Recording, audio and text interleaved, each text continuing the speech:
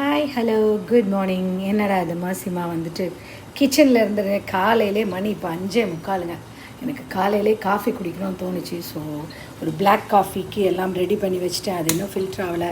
பால் வச்சுருக்கேன். பால் மூடி வந்துட்டு பால்கார அம்மா கழுவாமல் வாஷ் பேஷனில் போட்டிருக்கு. ஸோ அது அங்கே இருக்குது. பால் காஃபி வந்து விசில் ஊதட்டும், பாலும் விசில் ஊதட்டும். அதுக்கப்புறமா நம்ம அப்படியே ஆரம்பிக்கலாம். எனக்கு இது மாதிரி சாம்பிராணி வைக்கிறது ரொம்ப பிடிக்கும். இது கொஞ்சம் பெரிய கப் சாம்பிராணி நான் ஆன்லைனில் பார்த்தேன். ரொம்ப பெருசாக இருக்குது. கிட்டத்தட்ட ஒரு ஒரு என்ன சொல்ல ஒரு ½ இந்த இது இருக்குது. ஏன்னா நம்ம பெட்லாம் வச்சுருக்கோம் இல்லையா, ஸோ அதுக்காக. இதுவும் இப்போ நம்ம ஸ்டெப்ஸில் போயிட்டு வச்சோன்னு வச்சுக்கோங்களேன், சூப்பராக இருக்கும்ல. ஸோ குருவி கிளி எல்லாம் கத்திகிட்ருக்கு. ஸோ அதனால் இதை படிக்கட்டில் வச்சு விட்டோம்னா இது வந்து வாசனையாக இருக்கும். ஸோ இது படிக்கட்டில் வச்சு விட்டுடலாம். இது என்னன்னு பார்க்குறீங்களா? இது வந்து ஒரு கேலண்டர் கொடுத்தாங்க. ஸோ அதை நான் அப்படியே வச்சுருக்கேன்.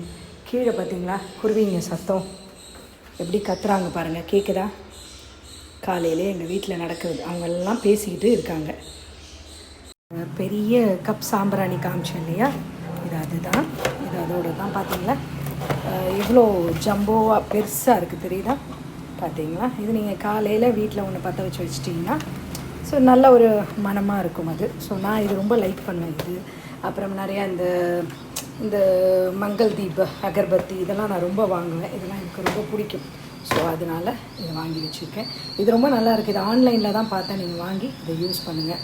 பால் வந்து விசில் ஊதுது. ரெடி ஆகலான்னு நினைக்கிறேன். ஸோ இதை ஆஃப் பண்ணிடலாம். இது வருது காஃபி ரெடி ஆகுது. அவர் சமயத்தில் இதுதான் பார்த்தீங்களா, நான் வந்து என்ன சொன்னேன், அந்த நெய் வாங்கிட்டு வந்தேன் இல்லையா, இது அந்த பியூர் கீ இது. ஸோ இதுதான். இது ஒரு ஸ்பூன் வந்து எப்போவுமே அந்த காஃபியில் மிக்ஸ் பண்ணி நான் குடிப்பேன். கரெக்டாக பாருங்கள், ஒரே ஒரு ஸ்பூன் தான், அவ்வளோதான். இதுக்கு மீறி போடக்கூடாது. அப்புறம் போட்டால் அது அப்புறம் இன்னும் கொஞ்சம் உடம்பு வச்சிடும். ஸோ அவ்வளோதான். இது வந்து இது மதுரையில் வாங்கின நெய், அவ்வளோதான். இதை ஓரமாக வச்சுட்டு நம்ம காஃபி எடுத்து அப்படி சுவையும் மனமும் நிறைந்த காஃபியை இதில் அப்படி ஊற்றுறோன்னு வச்சுக்கோங்களேன். பிளாக் காஃபி வேறு லெவலுங்க. இந்த டேஸ்ட்டே வேறு லெவல். அவ்வளோதான்.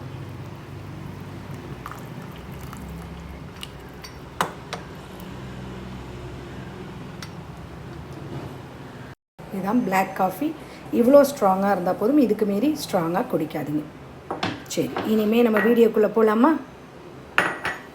எப்போவுமே நான் ஒரு 5 o'clock எழுந்துட்டு ஒரு ½ ப்ரே பண்ணிவிட்டு தென் ஒரு பிளாக் காஃபி குடிக்கணும். அதுவும் வித் கீயோடு குடிக்கணும். குடித்தாதான் அது உடம்புக்கு எனக்கு ரொம்ப ரொம்ப பிடிக்கும். அண்ட் உடம்புக்கும் நல்லதுன்னு சொல்லுவாங்க. நிறையா பேர்கிட்ட நீங்கள் விசாரித்து பார்த்தா தெரியும். நிறையா மோஸ்ட் ஆஃப் த பீப்புள் இந்த பிளாக் காஃபி வித் கீயோட, இது ஒரே ஒரு ஸ்பூன் கீ ரொம்ப நல்லது, ஸ்கின்னுக்கு நல்லது. மார்னிங் நமக்கு வந்துட்டு ரொட்டீன், நம்மளுடைய டே அந்த ரொட்டீன் விஷயத்துக்கெல்லாம் இது ரொம்ப ரொம்ப ஹெல்ப்ஃபுல்லாக இருக்கும். சரி, இன்றைக்கி நம்ம என்ன வீடியோக்குள்ளே போகிறோன்னா, ஏதாவது மனுஷங்க நம்மளை அவாய்ட் பண்ணிட்டு போகிறாங்கன்னா, நம்ம லைஃப்பில் வரவங்க அதை எப்படி ஹேண்டில் பண்ணணும், அவங்களுக்கு எப்படி ரியாக்ட் பண்ணணுன்றதை பற்றி தான் பேச போகிறோம். சரி, காஃபி குடிச்சிட்டே பேசலாமா? புரிதல் இல்லாத வாழ்க்கை வந்து எப்படின்னா, துடிப்பு இல்லாத படகை மாதிரி. கொஞ்சம் தூரம் மிதக்கலாம், ஆனால் ரொம்ப தூரம் வந்து அதில் நம்மளால் ட்ராவல் பண்ண முடியாது. நம்ம விட்டு யாராவது போயிட்டாங்கன்னா கொஞ்ச நேரம் வந்து என்னென்னா, சம்டைம்ஸ் நம்ம ரொம்ப கலங்கி போய் நிற்போம். மனுஷுக்கு ரொம்ப கஷ்டமாக கூட இருக்கும். ஆனால் ஒரு விஷயம் நம்ம புரிஞ்சுக்கணும், புரியுதா?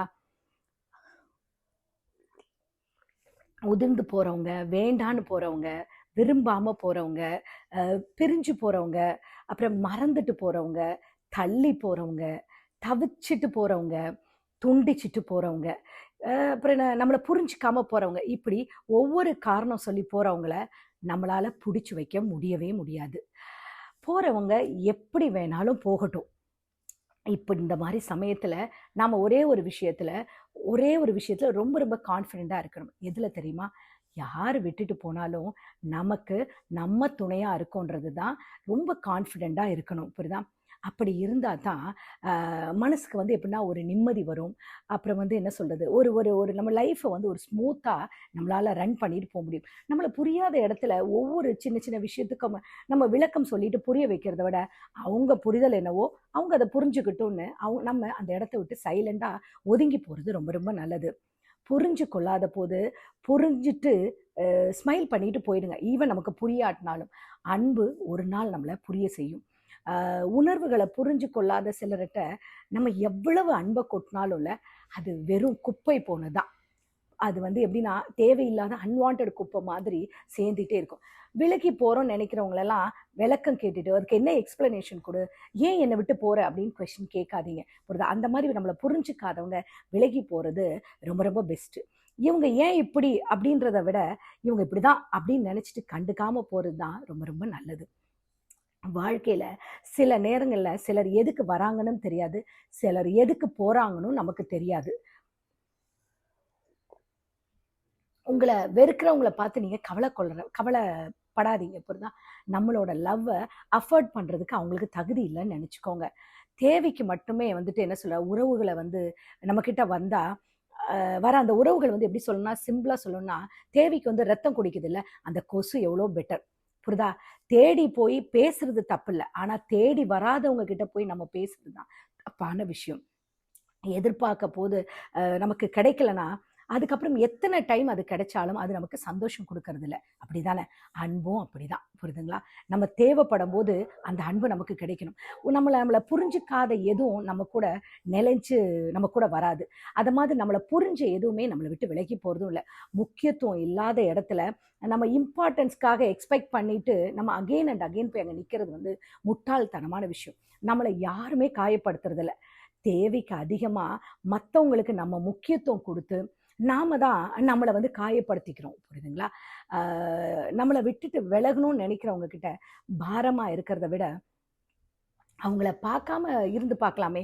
நம்மளுடைய மதிப்பு கண்டிப்பாக அவங்களுக்கு ஒரு நாள் தெரிய வரும். வாழ்க்கையில் தேவையில்லாத நினச்சி கலங்காதங்க. நம்மளை தூசின்னு நினைக்கிறவங்க கிட்ட நம்ம தூசியாகவே இருந்துட்டா போதும். ஏன்னா அவங்க கண்ணில் படும் பொழுதெல்லாம் அவங்க கண்ணு கலங்கும் இல்லையா? ஏன் தெரியுமா? தூசி என்று நினைச்சோம், ஆனால் இன்னைக்கு இவங்க எப்படி இருக்காங்களேன்று. தேடி போயிட்டு பேசுறதுல தப்பு கிடையாது, ஆனால் தேடி வராதவங்கள்ட்ட பேசுறது தான் தப்பு. புரியுதா? நம்பிக்கை வச்சுக்கோங்க, ஆனால் ஏமாந்தும் போங்க. ஏன்னா அதெல்லாம் தான் நம்மளை கற்றுக்கக்கூடிய ஒரு லெசன் நமக்கு கொடுக்குது. ஏன்னா யாரை நம்பலாம் யாரை நம்பக்கூடாதுன்றது. புரியுதா? ஒருத்தருக்கு நம்மளை பிடிக்கணும்னா அது நிரந்தரம்னு நீங்கள் நம்பிடாதீங்க. இன்னைக்கு நாளைக்கு வேறு யாரோ, அடுத்த நாள் வேறு யாரோன்ட்டு அப்படி தான் போகும். புரியுதுங்களா? நம்மளை குறை கூறுற பலருக்கு நம்ம உண்மையாக இருக்கிறத விட நம்ம நம்புகிற சிலருக்கு நம்ம உண்மையாக இருந்தால் போதும். என்ன சொல்லலாம், நம்மளை வீழ்த்துற அளவுக்கு என்ன சொல்கிறது விதியெலாம் இருந்தாலும் அந்த விதியை வீழ்த்துற அளவுக்கு நமக்கு நிறைய வழியும் இருக்கிறதுன்றதை நம்ம மறக்கக்கூடாது. தளராமல் துணிந்து போகணும். நல்ல முடிவுகளை அனுபவங்கள்ல இருந்து தான் வருது. புரியுதுங்களா?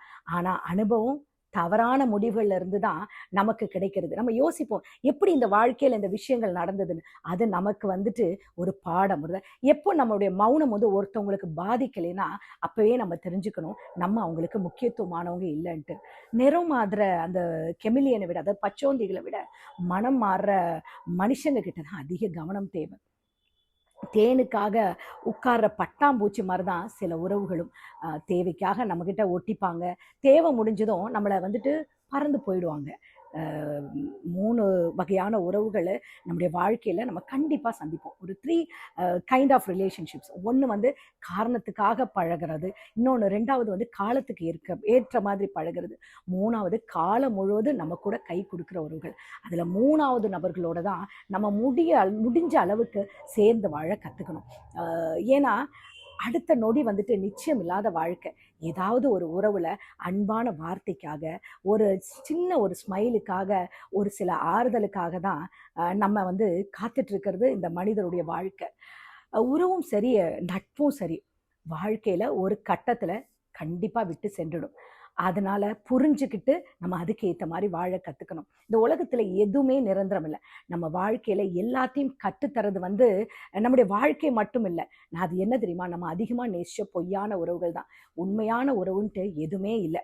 உண்மையான உறவுகள் கூட உதறிவிடும் நம்ம நிலை தாழும் பொழுது. புரியுதுங்களா?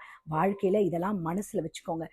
உண்மையான அன்புக்கு போலி உறவும், போலி உறவுக்கு உண்மையான அன்பும் கிடைக்கிறதால தான் இன்னைக்கு அன்பு யாராவது ஒருத்தர்கிட்ட எப்போ பாரு தோத்துக்கிட்டே தான் இருக்கு இல்லையா? தானே உண்மை. நாம் போன இடத்துல மரியாதை கொடுக்கலன்னு சொல்கிறது தப்பு. மரியாதை இல்ல இடத்துல நம்ம போனது தான் தப்பு. புரியுதுங்களா? அதை நீங்கள் புரிஞ்சுக்கணும். என்ன அதை விட அடுத்தவங்க மேலே நம்ம வைக்கிற எக்ஸ்பெக்டேஷனை குறைச்சிட்டோன்னு வச்சுக்கோங்களேன், எப்போவும் நிம்மதியாக இருக்கலாம். நம்மளை தேவைக்கு மட்டும் யூஸ் பண்ணுறவங்கள, நம்மளை அதிகமானவங்க என்ன பண்ணுறோன்னா, தேவையானவங்க நம்ம நம்பி அவங்கள நம்ம கூட வாழ்க்கையோட துணையாக வச்சுக்கிறோம். அன்பு இல்லாத இடத்துல நாம செய்கிற எல்லாமே குறைகளாக தான் தெரியும். அப்படி குறையா தெரிகிற இடத்துல நமக்குரிய மரியாதையும் குறைவாகத்தான் தெரியும். ஏன்னா அந்த மாதிரி இடத்துக்கு நம்ம சேர்ந்து இருக்கிறத விட இனிமே நம்ம தனியாக ஒதுங்கி இருக்கிறது பெட்டருன்றதை பழகிக்கோங்க. எப்போவுமே என்ன சொல்கிறது, பொறுமையும் பணிவும் அதிகமாக இருந்துச்சுன்னா கோழன்னு சொல்லுவாங்க. அன்பும் இறக்கவும் அதிகமாக இருந்தால் ஏமாளின்னு சொல்லுவாங்க. புன்னகையும் வெகுளித்தனமும் அதிகமாக இருந்தால் பைத்தியம்னு சொல்லுவாங்க. கோபமும் கேள்வியும் அதிகமாக இருந்துச்சுன்னா திமிருன்னு சொல்லுவாங்க. மொத்தத்தில் மனுஷ வேண்டியத்தில் இருக்கிறது எதுவுமே இல்லாதவனை தான் இந்த உலகத்தில் மனுஷன்னு சொல்லுவாங்க. இதெல்லாம் இருந்தால் நம்ம எல்லாரையும் வேறு விதமாக சொல்லுவாங்க. சொந்தம் 100 வரும், ஆனால் கஷ்டம்னு ஒன்று வரும்பொழுது தான் அந்த 100ல் எது உண்மையான உறவு அப்படின்றது. அதை நீங்கள் கரெக்டாக கண்டுபிடிக்க கற்றுக்கோங்க. சில காயங்கள் நம்மளை இதுதான் இந்த காயம்தான் நம்மளை மாற்றிருக்குன்னு தெரிஞ்சால் அதை சந்தோஷமாக அக்செப்ட் பண்ணிக்கோங்க. ஒன்று மனசில் முக்கியமாக வச்சுக்கோங்க, கெஞ்சி கேட்கக்கூடாதது தான் காதல், பிச்சை எடுக்கக்கூடாதது தான் அன்பு. புரியுதுங்களா? கேட்டு வாங்கக்கூடாது அக்கறை, புரிய வைக்கக்கூடாதது நம்மளுடைய உணர்வுகளை. சில மனுஷங்களை ஒதுங்கி இருக்கிறது ரொம்ப ரொம்ப நல்ல விஷயம். ஏன்னா நட்சத்திரங்கள் கூட ரொம்ப தூரத்துல இருந்து பார்த்தா தான் ரொம்ப அழகா இருக்கு. தூக்கி வீசின இடத்துல மரமா வளர்ந்து வீசினவங்களே அண்ணாந்து பார்க்குற அளவுக்கு உயரத்துல வளர கத்துக்கோங்க. நமக்கு நம்ம நல்லவங்களா இருந்தா போதும். அடுத்தவங்களை நீங்க சாட்டிஸ்ஃபை பண்றதுக்காக நீங்க நல்லவங்களா நடிக்க வேண்டாம். அவங்க பார்வைக்கு நம்ம கெட்டவங்களா இருந்தோம்னா அது நம்ம மேல உள்ள குற்றம் இல்லை, இது அவங்க மேல உள்ள குற்றம். உங்களுடைய வாழ்க்கையை நீங்களா வாழுங்க. யாருக்காகவும் எதையும் எதிர்பார்த்து உங்களுடைய அழகான வாழ்க்கையை தொலைச்சிடாதீங்க. உங்க வாழ்க்கை உங்க கையில தான் இருக்கு. சந்தோஷமா உங்க வாழ்க்கையை பழக கற்றுக்கோங்க. எப்படி இந்த வெறும் காஃபியில் இன்னும் டேஸ்ட் வர எப்படி நான் கீ எல்லாம் போட்டு ஒரு டேஸ்ட்டாக ஒரு ஹெல்த்தியாக ஒரு ஒரு ஒரு காஃபி குடிக்கிறேன் இல்லையா, அதே மாதிரி உங்களுடைய லைஃப்லேயும் உங்களை சுற்றி உள்ள அனாவசியமான விஷயங்கள் எல்லாம் கண்டுக்காமல் நீங்கள் சந்தோஷமாக இருக்க கற்றுக்கோங்க. இந்த நாள் உங்களுக்கு இனிய நாளாக இருக்க நம்ம கடவுளை வேண்டிக்கிறேன். முடிஞ்சால் 4 மணி லைவில் சந்திக்கலாம். Take care, bye, love you all.